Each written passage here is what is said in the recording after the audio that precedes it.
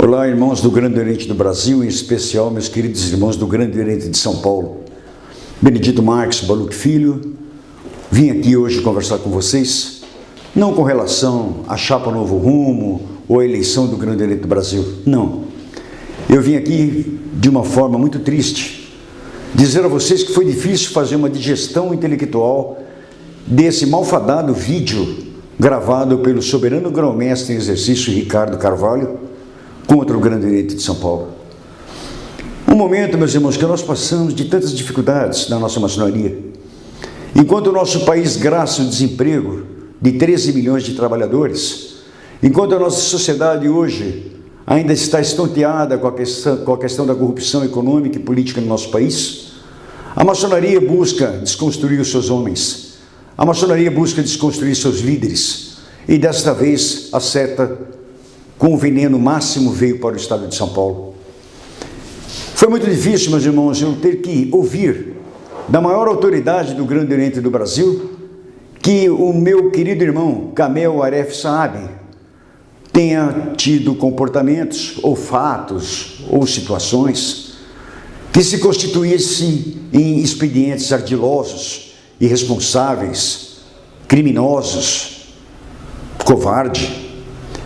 Expressões, meus irmãos, que é muito comum ouvirmos em qualquer balcão de associação qualquer, mas não numa associação de homens livres, dita pela maior autoridade maçônica em exercício. Eu conheço o irmão Kamel já de muito tempo, orgulho-me de tê-lo como meu grão-mestre do Grande Oriente de São Paulo, o qual representa hoje 800 lojas maçônicas e 24 mil obreiros. Posso garantir aos meus queridos irmãos que o irmão Kamel não é um homem ardiloso, tão pouco irresponsável, muito menos covarde e jamais criminoso. São alegações que também repercutem ao presidente da PAEL, nosso irmão Raimundo Hermes Barbosa, e obviamente também a mim, Benedito Marques Baluch Filho, que acabei sendo citado nesse malfadado vídeo. É triste, meus irmãos, vermos que a maior autoridade do Grande Oriente do Brasil, que deveria ser o maior estadista desse momento, para dirimir, para poder unir, para poder confraternizar toda a maçonaria brasileira do Grande Oriente, se coloquem nesse papel de ataque, nesse papel de calúnia, difamação e injúria dos seus irmãos. A questão, meus irmãos, não se trata aqui de discutir o decreto 348, editado pelo nosso irmão Kamel Aref Saab. Fez muito bem o irmão Kamel em editar esse decreto e fazer com que a Assembleia Geral Extraordinária, nos termos do Código Civil e do artigo 5º, inciso 20 da Constituição Federal, possam dizer se querem ou não continuarem filiadas ao Grande Oriente do Brasil. Isso não é motim. Isso não é um movimento, meus irmãos, para se soerguer o rompimento do Pacto Federativo, que nem se sabe o que é o Pacto Federativo.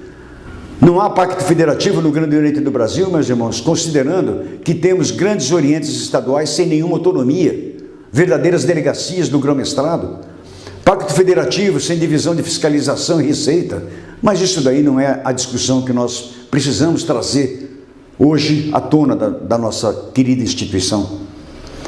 O que nós precisamos, meus irmãos, é entender que esses homens que se dedicam ao Grande Oriente de São Paulo, inclusive neles eu me incluo, nós não queremos nos perpetuar no poder, não somos candidatos a nenhum cargo eletivo no Grande Oriente de São Paulo. E também, meus irmãos, não é da nossa personalidade e envergadura de caráter criarmos cortina de fumaça ou salvar a pele de quem quer que seja. Meus irmãos, nós não estamos no meio de bandidos, nós estamos em meio de irmãos que se reconhecem, que trocam o ósculo fraternal e se colocam um a proteger o outro com a sua espada de defesa. Não é assim, meus irmãos, que a maior autoridade do Grande Oriente do Brasil deve tratar não os seus irmãos, não os seus líderes, mas os seus próximos. É triste ver isto. E então, meus irmãos, o fato do decreto 348 do nosso irmão Kamel, que irá à Assembleia Geral Extraordinária agora no dia 15 de setembro, ele conta com o meu apoio, sim. Conta com o meu apoio e peço apoio a essa desfederalização do Grande Oriente do Brasil. E digo aos meus queridos irmãos que todas as alegações feitas pelo soberano grão-mestre em exercício faltam de veracidade, meus irmãos, faltam de informação.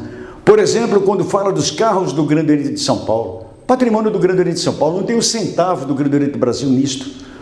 Todos os 3 carros do Grande Oriente de São Paulo, que servem para a visita de 645 municípios nas nossas 800 lojas maçônicas, tiveram multa sim, meus irmãos. Só que todas essas multas foram pagas pelas pessoas físicas dos dirigentes do Grande Oriente de São Paulo.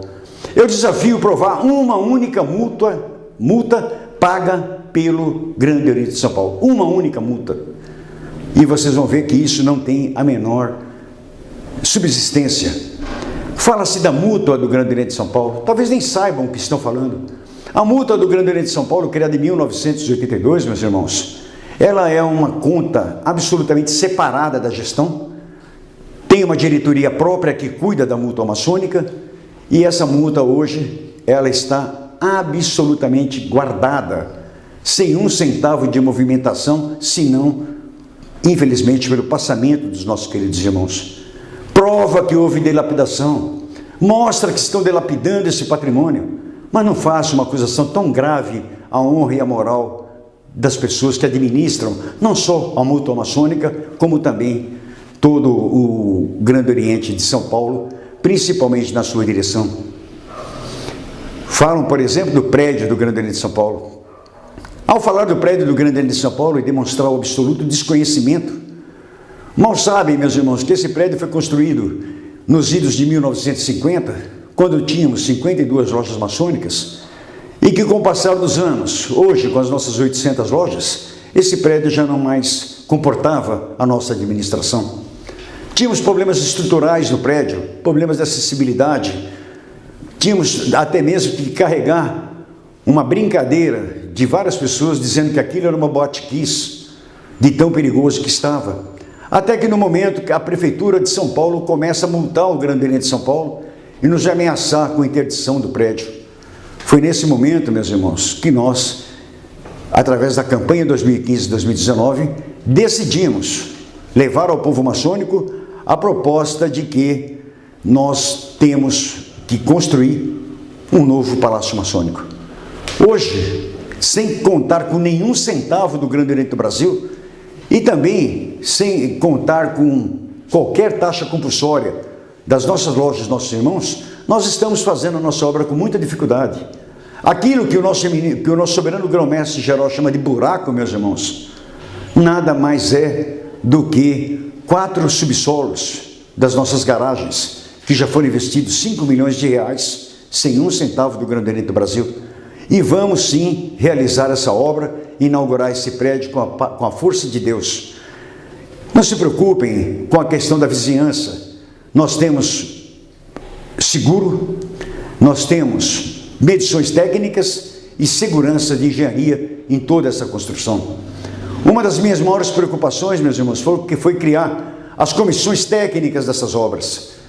Maravilhosos irmãos voluntários que prestaram seus tempos na comissão de engenharia, na comissão de planejamento, na comissão de contabilidade, de jurídica de obra, na comissão de licitação, em tantas e tantas comissões temáticas e também técnicas, estão assegurando que o patrimônio do Grande Oriente de São Paulo está absolutamente muito bem guardado.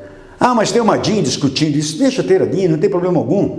Num ambiente democrático, meus irmãos, onde a verdade nasce pela manifestação da verdade dos fatos, não temos problema nenhum em demonstrar, quer através de lei, quer através de congresso, quer através de quem quer que seja, que nós não estamos sob suspeita da nossa obra. Como, por exemplo, está o nosso Palácio do Lavradio, segundo o que se registra no Grande Oriente do Brasil, por informações dos nossos deputados federais. Meus irmãos, é muito difícil você ver tanta desconstrução aos homens do Grande Oriente de São Paulo. Ao atacar o nosso eminente irmão Kamel Aref Saab, nosso grão-mestre, sintam-se atacados todos os veneráveis mestres, porque o ataque ele é institucional e nós não podemos permitir esse tipo de comportamento, principalmente advindo da maior autoridade do Grande Oriente do Brasil. Eu, particularmente, sei as consequências desse meu vídeo, mas eu não estou mais preocupado com retaliações, depois do que eu já passei por esse processo eleitoral que os irmãos conhecem muito bem. Mas eu prefiro a retaliação do que a omissão, meus irmãos. A minha consciência tranquila, eu poder olhar nos olhos dos meus irmãos e poder dizer a todos vocês que eu me preocupo sim com as coisas do Grande Oriente de São Paulo, nesses meus 35 anos, que venha qualquer punição, mas que não levem de mim o amor que eu tenho pela maçonaria do meu Grande Oriente de São Paulo. Ficam aqui essas minhas palavras, tristes. Eu não gostaria de rebater isto, mas eu fui atacado nesse vídeo do soberano grão-mestre exercício Ricardo Carvalho, atacado de forma covarde. Deveria, no mínimo, ter conversado comigo para que nós pudéssemos explicar ao nosso grão-mestre geral várias coisas. Como, por exemplo, não fiz parte desse movimento, onde as regularizações de 68 processos que já tinham sido registrados na Guarda do Cerro de São Paulo e de Brasília, onde originaram em 16 suspeição, onde alguns secretários também deixaram os cargos em que exerciam as suas funções. Mas não se esqueçam, meus irmãos, que o Grande Oriente de São Paulo, com 24 mil obreiros e 800 lojas, registra por gestão 4 mil iniciações, mais de 1.200 regularizações. Será que esses 68 processos não era o fato de se sentar, se esclarecer e buscar uma solução para que não acontecesse o que está acontecendo hoje? A falta do estadista realmente deixa o GOB numa situação muito difícil. Um grão-mestre geral que vem com balde de querosene num momento tão crítico. Saúde e paz, meus irmãos. Que Deus abençoe a todos.